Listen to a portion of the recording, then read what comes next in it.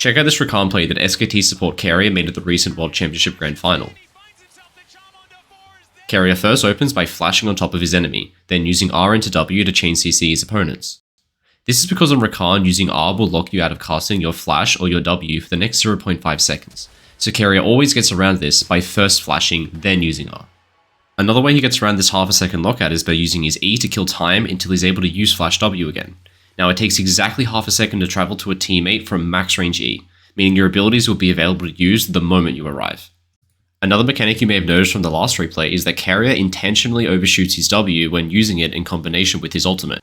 This way he charms the enemy whilst travelling through them, so they aren't able to use flash during the wind-up animation of his W knockup. This combo has parallels to our first replay, where Keria is using his R as a way to prevent the enemy from flashing during the wind-up of his W knockup. This works because R's crowd control duration at rank 1 is already 1 second long, whilst the lockout for using W is only half a second.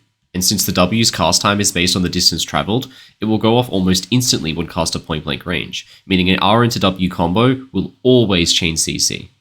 To make this easier to do, Riot even added the ability to queue up your W to be cast instantly once the half a second lockout time has expired. Just press R, then press W instantly, and it will queue up the W to be cast as soon as it's available to be used. This is really the main mechanic you should learn to master with Rakan in order to be good at him. The main strength of this champion is his ability to remove opponents' opportunity for counterplay. Most of the time, good Rakan players will simply chase an enemy with their ultimate on and try and run into them with R instead of taking the risk on missing a W or having the enemy flash it. This way, either you land an R into your W combo, chain CCing them, or the enemy will be forced to flash early in order to stop you from touching them with your ult, which you can just easily follow with your W since you haven't wasted it. So remember, if you are going to open with W, try and overshoot it so you touch them with your R on the way in, but whenever possible, do R into W. My name's Rogue, and that was Tips in 2.